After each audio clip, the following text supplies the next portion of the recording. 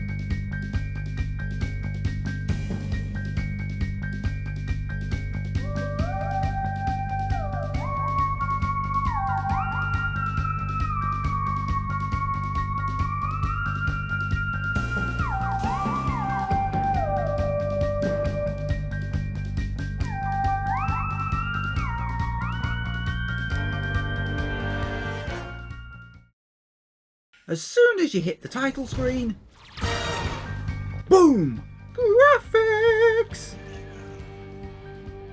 See, the original trilogy was on the PS1. It was only ported to the PS2. This is an actual PS3 game. It's a whole 2 console generations more advanced, and it shows. The graphics are much improved and run at 60 frames a second. Even the animated cutscenes are better. But then, I should have known better than to underestimate Inspector Carmelita Fox. As much as she liked having fun, Carmelita was serious about her police work. And now, I had a lot of explaining to do. But the plan was in motion, and there was no stopping now. And joy of joys, at least for me, the horizontal and vertical cameras can be inverted separately. The original trilogy, for some reason, tied them together. And now I'm having trouble adapting back. Bugger. Just give me an hour, I'll get used to it. They've included a map. Which is a little redundant, given the game isn't that complicated.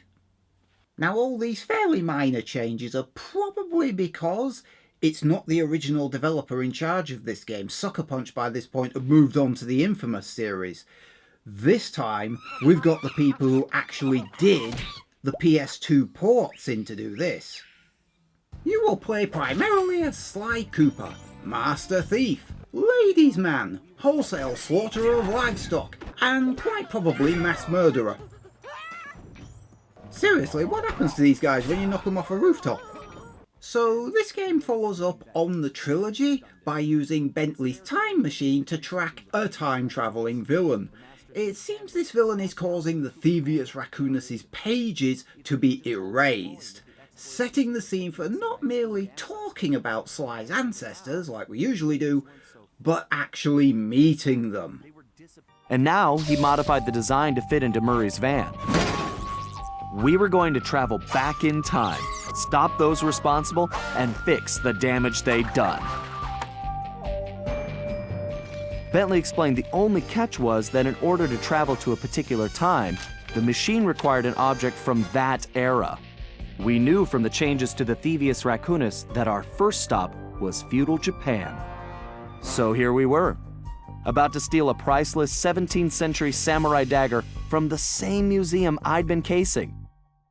Funny how things work out sometimes. Chapter 1, Turning Japanese.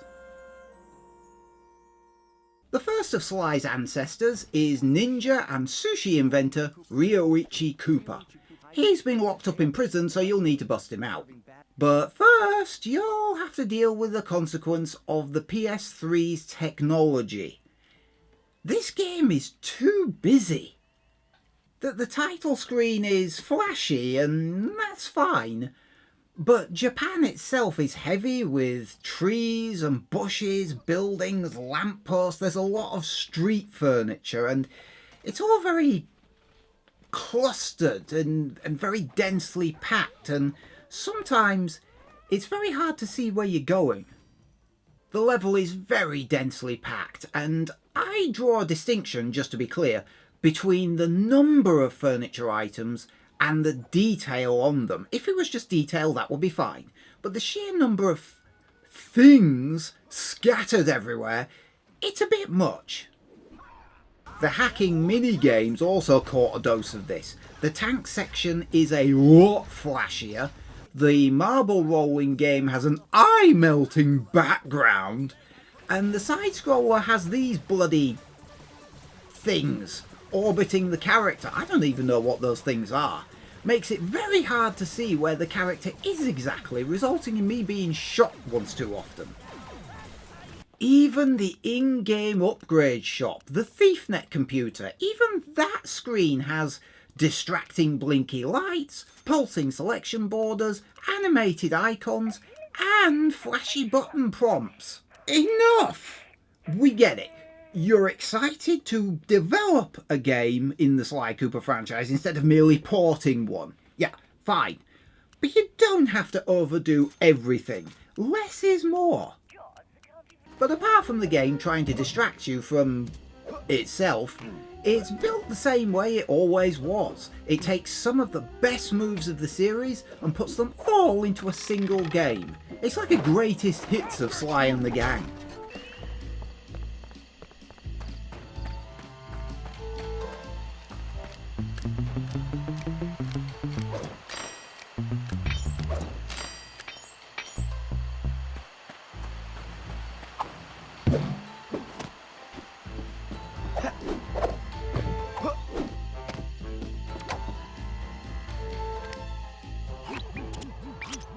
Sly, this place is locked down tighter than, well, tighter than something. Your database security, Murray's pants. Whatever, Sly, this is no laughing matter. I've checked, and there really is no way in except for the front entrance. I think there's only one option. The doorbell. Very funny. No, you're going to need a disguise. Get yourself a suit of armor from those guards. That's our way in. Roger that. Just call me Samurai Sly. To my surprise, the paraglider and the silent obliteration moves are unlocked very early on. I mean, it's helpful. I'm just surprised it's so early. And yes, you get to play as the ancestors. They each come with their own unique special combat moves, as well as a sneaky thief move.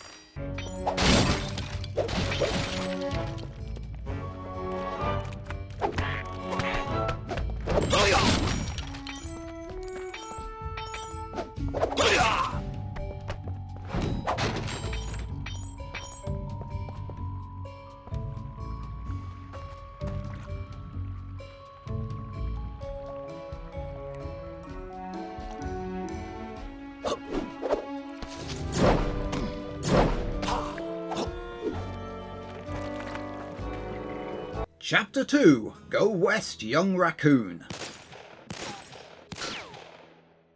Next up on the Cooper History Tour is Tennessee Kid Cooper, the inventor of the rail grind technique no less. I mean, we've heard about the ancestors' contributions to the Thievius Raccoonus before, but now we're actually meeting them. This time travel thing was a good idea. Naturally, Tennessee is in prison, so Bentley has a novel suggestion. Get arrested. Okay, kids, stand clear. All right, I guess break time is over. Each of the eras has a different outfit for Sly, which forms his loadout as you unlock them. Each has its own special tricks which are used to navigate the level's hazards. I might be glad I'm carrying the TNT.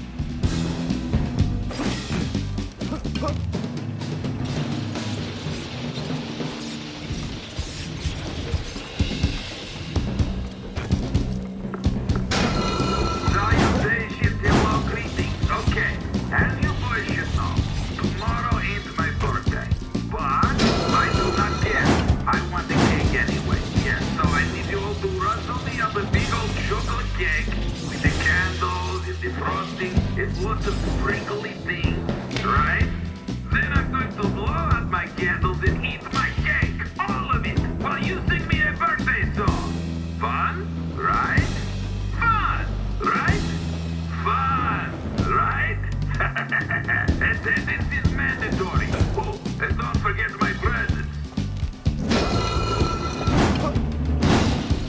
Once you've busted him out, Tennessee Cooper has a 6-shooter at his disposal. Although it is a little unwieldy, the shooting action isn't that smooth and the gun takes a moment to aim. I suspect it's deliberate, so you can't spam it against every enemy in the level. You may also find yourself wrestling with the game's camera at times, since it won't back up through walls or even go round poles. You'll also notice that the members in the hideout of the Cooper gang changes periodically as you advance the story, and it's around about this point you discover that Carmelita Fox has been dragged through time along with the rest of you somehow. It's also the moment where you kind of realise that she doesn't have much to do in this game. She has very few missions assigned to her, and none of those missions you actually trigger with her. It's kind of like they didn't know what to do with her. Chapter 3, Clan of the Cave Raccoon. This time it's Sly's prehistoric ancestor, Caveman Cooper, otherwise known as Bob. Bob is able to climb sheer ice walls to reach out-of-reach places. But before he can help you out, you have to get him back into shape. And this sequence is the one I remember the most because it's my favourite.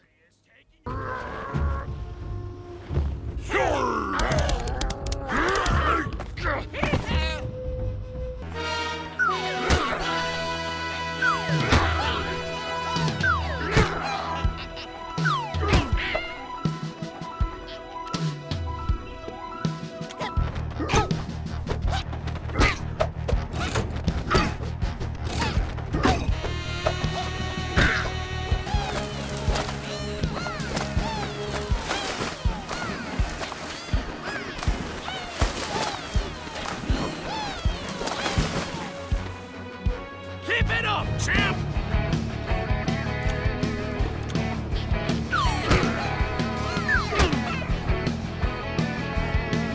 Yeah, looking good!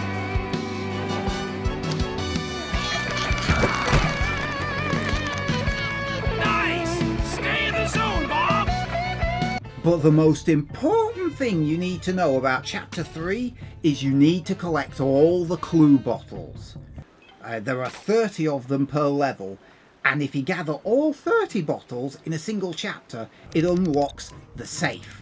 Unlock the safe in Chapter 3 and it rewards Clockwork's Eye, which reveals the location of every other clue bottle in every other chapter, which makes opening all the other vaults a piece of piss. Also, Carmelita storms off at the start of this section. Not that you'll notice she's missing, of course. In addition to the clue bottles and safes returning from a brief hiatus during the third game, the large treasures are back! Yeah! Only now they all have a time limit attached, which isn't a bad thing, and it's a very short fuse some of them have. Get them back to the hideout in time for a cash bonus. And you'll need all those extra injections of cash to buy all the upgrades, and perhaps because there's a different development team this time, the upgrades are not entirely bloody useless. It's a miracle! Now, granted, a lot of them are little basic combat moves that give you a few more options in a pinch, but others are great, moving while pickpocketing, sprinting on wires, sprinting silently.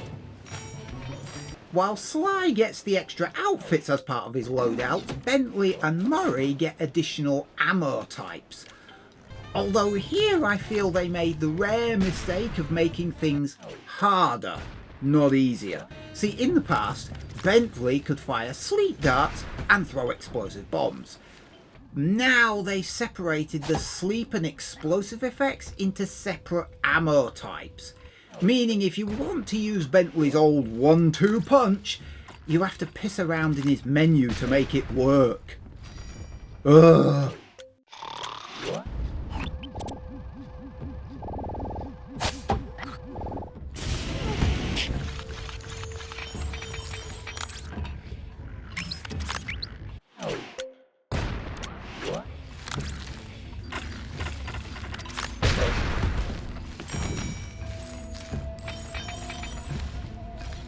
Chapter 4 of Mice and Mechs.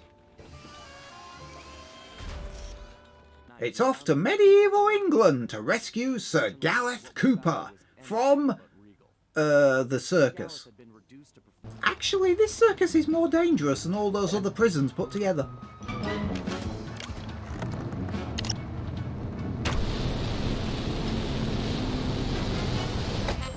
Bullseye.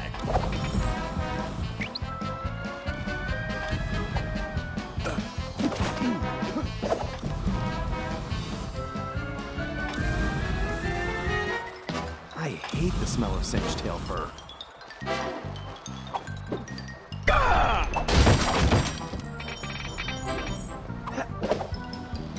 Sly, avoid those cannonballs at all costs! Thank you, Mr. Obvious. Those posters are of Gallup. I don't think he's enjoying his job.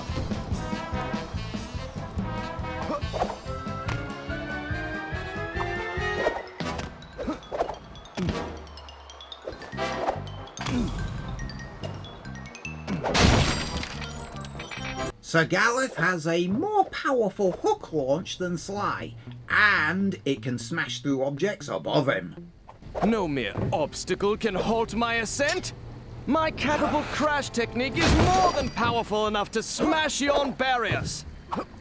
The guards appear as mere buds from this height. Great job, Gareth! Now destroy that surveillance system!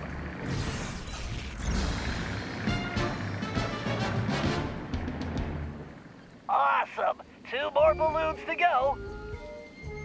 I'll be honest, I'm not a huge fan of this level, mainly because it's a lot darker than your average nighttime level for these games. It's really hard to see things sometimes. I had trouble shooting out some of the targets with the archer uniform. And it's at this point the game does something I never did like. This plastic suit is so hot. I need some air. Much better. I can barely think in that thing. It's not possible. Yeah, so it turns out Penelope is one of the bad guys. Okay, yes, I know she had command of an entire air force and presumably the factories and personnel to build and maintain them. But she was never shown to actually be a villain, or at least no more than Sly and the rest of the gang. This struck me as an out-of-character moment. I mean, Penelope's connection to Bentley and his time machine obviously is the way the main villain got his time machine. And yes, a couple of old enemies in the third game switched to Sly's team. So maybe to have someone go in the opposite direction, it kinda makes sense, I think? If only Bentley hadn't been brainwashed by Cooper's honorable thief nonsense, we could have made billions in weapon design. Didn't you guys walk away with a bunch of treasure from the Cooper vault? And aren't you smart enough to know that Bentley wouldn't sign up to having a sizable chunk of his personal history erased? Yeah, Bentley's time machine backfired in all sorts of ways, didn't it? Who saw that coming? Oh yeah, me. And everybody else. Chapter 5, 40 Thieves. You know how Sir Gareth has a more powerful hook launch than Sly?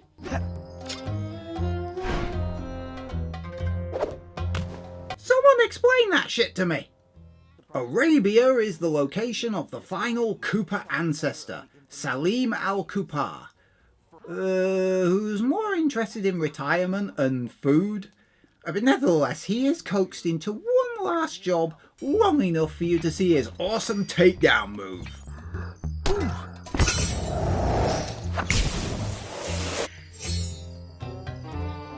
All the bottles in a level can be collected by Sly. In fact, I would recommend using Sly to collect them all because some of them just can't be reached by most other characters. some of the treasures require him to use the various outfits he's found across the game, which means to get some treasures you'll have to backtrack with later outfits to earlier levels.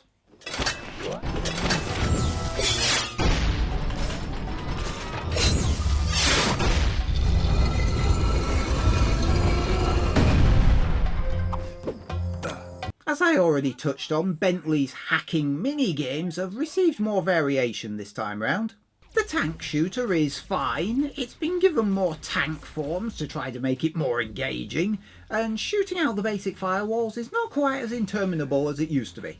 The side-scrolling shooter is fine, I guess, although again I have issue with seeing where my character is on screen with all those sodding things orbiting him.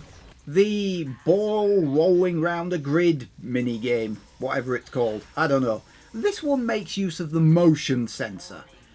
I get the idea, but in my experience, whenever a game tries to use a new controller gimmick just for the sake of it, it never works.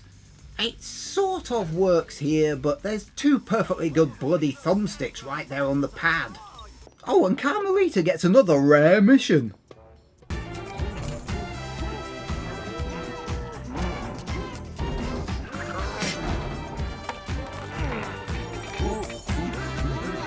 How many Cooper gang members does it take to open a door?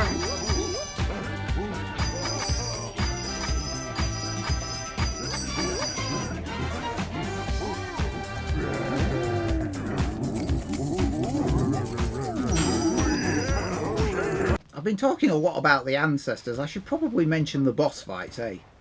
The bosses always require the use of the chapter's outfit to defeat. Otherwise, it's a case of dodging their pattern until they wind themselves and then counter-attacking. Yes, it is very much a case of memorising and observing patterns.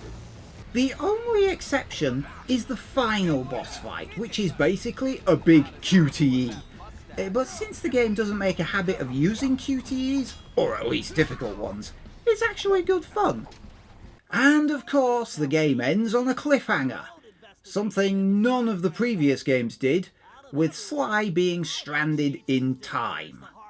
Much to the irritation of the fanbase. New development team. They did a good job. When you hand the reins of a franchise to someone else, you always run the risk of losing what made it what it was. That doesn't happen here. They understood the brief. Mimicking the controls, the missions, the playstyle, the sense of humour. Yes, the large cast of characters all needing special abilities is stretching the team's imagination, and yes, Sly is still the overwhelming favourite for exploring a level, and yes, they were a bit overzealous with the level furniture at times, and yes, they made switching Bentley's gadgets a real faff. But they brought back the collectibles, they made the upgrades more relevant, and bringing in various ancestors so we could actually meet and play as them was interesting. When all's said, if you didn't know it wasn't by the original team, you wouldn't be able to tell. This is as authentic a Sly Cooper game as it's possible for someone else to make. Now if they could just get round to resolving the cliffhanger. Apparently it was supposed to be DLC, but Sony cancelled it. Bastards. You can probably move that container if you hit it hard enough, Sly. Why am I the only one with a ball and chain here? Listen, friend, they're planning on hanging me tomorrow. You want to trade? We don't get old school feeling games like this, and I don't mean the graphics, I mean how they play. You know, things like Crash Bandicoot, Spyro the Dragon, Sly Cooper. We don't get games like this these days. It's a pity because I like them. And I'm pretty damn sure a lot of other people like them. These days the developers are all about pouring millions and hundreds of millions into a single game, making it ultra realistic, and what's wrong with doing something a bit cheaper like this? I mean, they are complaining that games are costing more to make. Yes, well, that's a decision that you are making. Make the decision to make the games cheaper, maybe a bit like this, and maybe they wouldn't cost you as much. Mind blown. Anyway, what did you think of my video? Leave a like or dislike down below. What did you think of Sly 4? I know not everybody was completely on board with liking it compared to the original trilogy. Leave your thoughts in the comment section below. That's what the comment section is there for. And for those of you who can't get enough of my dulcet tones, you can always subscribe, ring the bell for notifications, that's a separate thing. Or if you want to inflict my irritating persona on someone else, you can always share instead. See you next time.